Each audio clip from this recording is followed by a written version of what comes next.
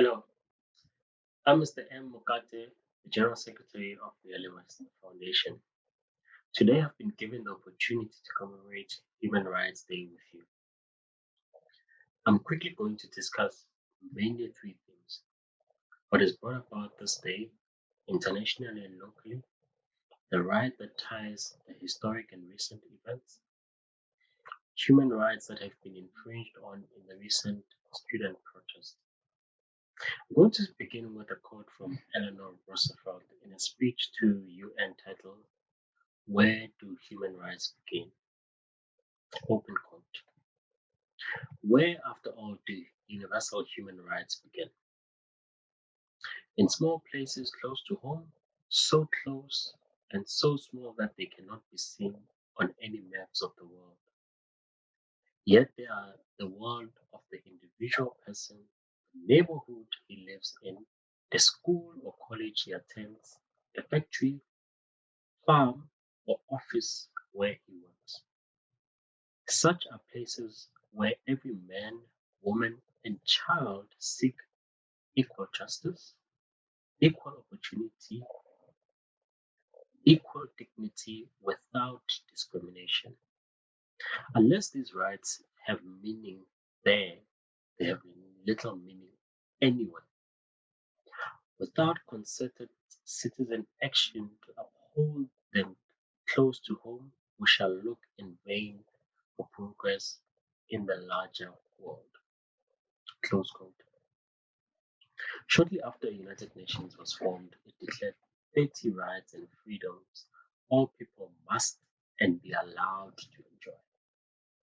South Africa declared the 21st of March as Human Rights Day to mark the shift of people's displeasure with the apartheid system. Under such system, black people were required to carry a book which showed not only their identification but imposed restrictions. Such system promoted interest of one race at the expense of the majority, that is, black people.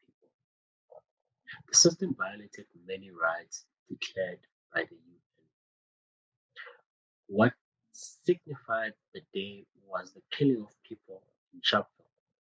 They demonstrated their tiredness with the system at a police station. Even though it ended in tragedy, it was peaceful, disciplined, and a necessary demand to human decency. The request was simple: the right to be recognized and treated equally. The Sharpeville massacre ignited the need for change. It is recorded that 69 people died and 180 were wounded. Even though Eleanor Roosevelt's words were uttered long ago, they represent long-term aspirations of humanity and its welfare. We at Realema Foundation strive to bring these human rights in spaces that we are in. We want to empower every individual to create a society they and future generations would love to live in, help them believe they can change their surroundings or situation and be the change they want to see. Our mission is anchored on providing information and arranging interventions that ignite a person's potential.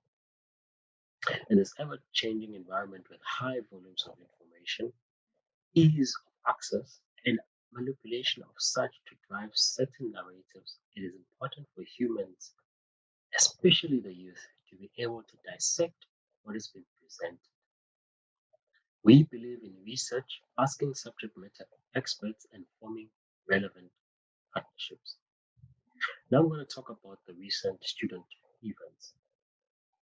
The ongoing COVID-19 pandemic and its claim of many lives, the death of student is very sudden. It is one future too much at the hands of not only police but parents. Some of us were told every parent is our parent. We need to respect them the same as we respect our parents. We often say it takes a village to to raise a child.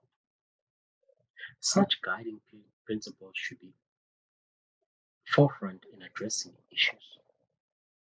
They have carried our generation through much adversity and challenges. I would like to dwell on three of the 30 rights which were declared by the United Nations in 1948. The first one is no one has the right to inflict torture or to subject anyone else to cruel or inhuman treatment. This includes all people, protesting students, police, and those affected by the strikes. Even though the country has a history of making demands through act of violent demonstrations, it cannot be the norm. The youth must recognize and use the acquired laws, legislation, and systems to fight for the envisioned future. The Bill of Rights advocates for everyone, the protesting and non-protesting. Our country has evolved problems in an improved country structure. We need to address challenges without creating additional future problems. Tackle the issue without inflicting individual harm. That's what Sharpeville Massacre and others celebrated to date. History signifies peaceful movements. They are the catalyst of change. The second one I'm going to delve into it says the law is the same for everyone and must treat us all equally. The law should apply the same for everybody, irrespectively. The police that caused the death of, of the student should be jailed. The protesters that are found to be violating the country's laws and inflicting on other people's rights should face the consequences of their actions. All should be equally charged and prosecuted. The law is not only punitive but rehabilitative. The third one says we should all have the right to form groups and organize peaceful meetings.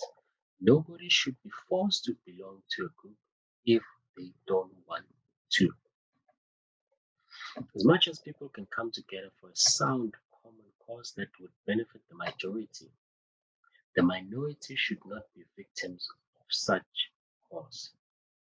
They should be free to associate or not associate with the movement.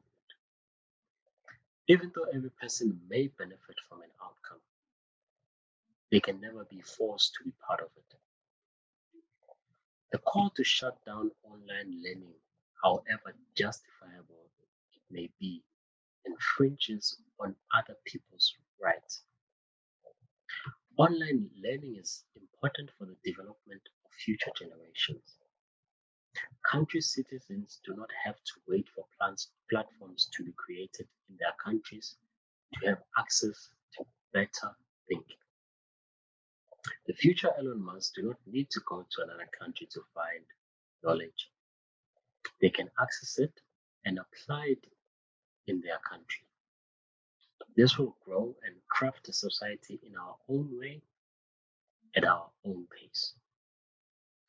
Even though online learning excludes the most vulnerable, evolution cannot be paused. It continues with or without our will.